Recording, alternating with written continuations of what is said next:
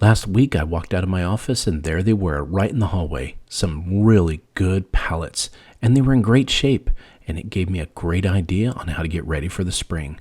First thing I did was lay it down and start cutting around the edges. It's easier to take a pallet apart when you cut off the edges first because that's less nails you have to go through. On the middle section, just take a crowbar, hammer it in, and you're going to pull it up. Don't pull too hard. You want to do it from both sides. Now all you got to do is take out the nails.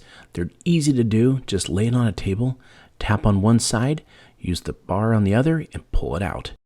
Once you get all of your nails pulled, you're going to have a nice big pile of wood to use. You can sand them down now or keep them raw looking like this.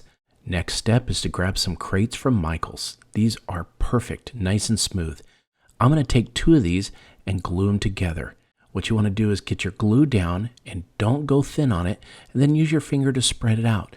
That's going to make it adhere to the other crates really nice. These are going to come in 2 pairs. So we're going to take this one and set another one on top. Lay it down. Make sure you get it lined up just right. We want it perfectly straight. And then use clamps to hold them together while the glue dries. Only takes a couple of hours. I did cheat on this one. I used a nail on the side to hold it together. Once you get your 2 pairs, you're going to space them apart. Take 3 of your boards from the pallet and lay those out. And we're going to use those to hold our 2 pairs of crates together. I can use screws or brad nails. I use brad nails because they're easier for me, but screws work just as fine. Go ahead and go around. Now I set up on sawhorses because I'm ready to put the legs on. Now I'm going to take that pallet wood and I'm going to square up the ends. These are going to be the legs. I'm going to set this on one side, facing on the side of the pallets to put them in. And then I will take the front, the same length, and put it there, glue and nail. Now, the support boards for the pallet, I'm going to screw those in the back because I want more of a backdrop on the top of this table. Now it's time for more glue. We're going to put this on top of the crates because I want to build a table. Again, I'm going to use pallet wood. Just take the glue and spread it out. On the pallet boards, I cut one piece, just enough to have a little bit of an overhang, and then I put a little piece in between. I didn't want the table to be too wide and stick out. Once I get it all glued down, I just took those brad nails and put them into place. Now, these are just holding it while the glue sets up and it's going to be super strong. Now it's time to work on the back. Wanted to make sure it wasn't too tall, but I took some of that pallet wood and nailed it into the sides. Now you can do it however you want. This is going to be your project. What I did was I put these on, but I left some space in between. So this one I went ahead and nailed, put it on top, and then the next one I just put right below just to give it a little bit of a different look. Once it's up, it's time to put some hanging hooks on. These are easy to do. Just screw them right into the boards. Now, let's put this thing in place, and I went to Dollar Tree and grabbed a bunch of items for only $1. This is our potting board right here. I'm going to put the potting soil right in, and this allows me to work right there at the table, potting my plants. Everything that you're going to see right here, it just turned out great. And all of this stuff I bought from Dollar Tree. It looks amazing. And it's just the right height if you want to bring those little ones out to plant those happy little flowers. I think this project turned out great, and it was inexpensive and easy to do. I hope this inspired you to build your own DIY potting station. So the first step we need to do is we're going to go outside. I grabbed a pallet. We have a lot of them laying around here for various reasons. And I'm going to spray paint it with some spray paint. I chose this one from Krylon because it has a paint and a primer all in one, so it gives you nice coverage. You could also use a wood stain or any real paint you wanted to do. Just make sure it's outdoor safe is the only thing you're going to want to make sure of. So let's head outside. I'm going to give it a couple of coats, let it dry, and I'll see you in a moment. So once it's dry, you're going to want to bring it in onto a surface, or you can work on an old table. I just put a couple of trash bags down just in case there was any wet paint that I missed. And I grabbed these cup hooks. I think I got these ones at Walmart, but you can get them at any hardware store. It's just as long as they really have a screw in here, or if you wanted to maybe use a decorative hook, you can do that.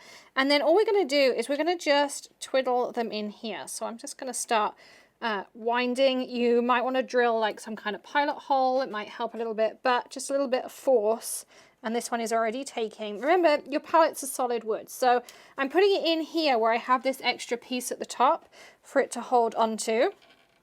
And this is really the only step once you've painted your palette. And I mean, you could do all sorts of fun techniques. You might want to stencil something on there. You could add vinyl. You know, there's tons of different things you could do. If you want to put your hooks on, you could spray paint them to be the same color. I just like the idea of having that accent on there. So here we go with nearly one of them in. And these ones that I got are rubber coated too, so they're really nice to work or to hang your bits and pieces on.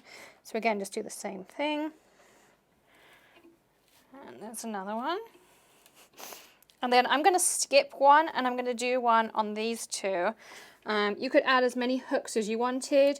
You could also maybe screw in some baskets if you wanted to. There's definitely lots of different storage options of how you could store different things in here. And you could do it for outdoor toys. It doesn't just have to be for beach toys and things, or for pool toys and things. I'm going to show you a couple of fun ways you can maximize the storage on this as well. So now you obviously have your hooks for storage, but you can also grab things like your pool noodles, and you can slot them in the side here because there's a backing on your pallet. So just slide these in, and then of course you can hang this up over the edge of the fence. You can hang it up in all sorts of different places, like this and like that. And then you can take your bathing suits, some towels, and you can hook them on there. And that's it. It's really, really simple. Honestly, it's the simplest craft or DIY. And you can make this in any color to match your decor. And you can make them for your yard games, for next to the pool. Don't forget to tag us. And of course, make sure you follow us here at Hometalk, and do hop on over to the Hedgehog Hollow as well. You can see on your screens now how it looks staged up in the backyard. It's super fun and really practical, and it won't cost you really anything. It's a can of spray paint and a palette, which I'm sure you can pick up somewhere too. So thanks for joining me. I'll see you again very soon. Happy DIYing. Bye. Start by measuring your space. We're using waterproof crib mattresses, so you'll build your couch around the crib mattress measurements.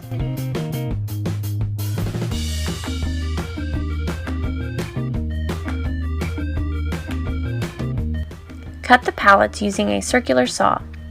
Be sure to watch out for nails. Cut all the way across, then flip over and cut the other side.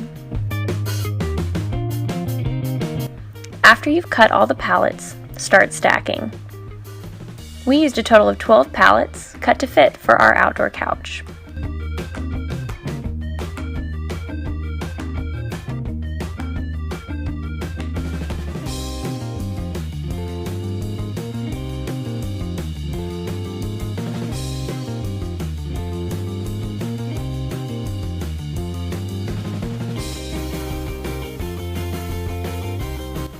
Next, cut out the plywood fronts for your couch and the trim boards that will hold the mattresses in place.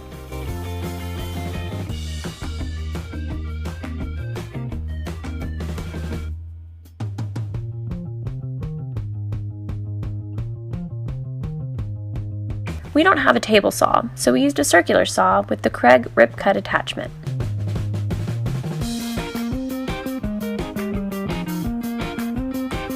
Use a nail gun to attach painted plywood fronts and trim board. This part's a lot easier if you have a second set of hands.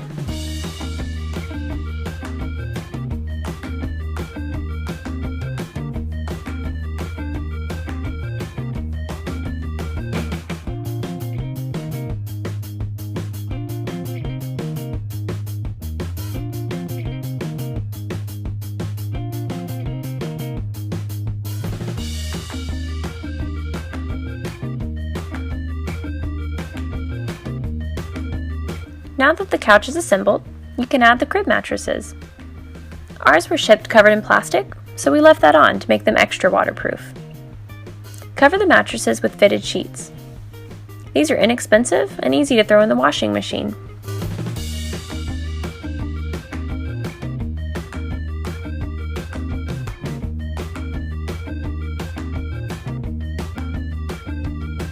Lastly, decorate with throw pillows.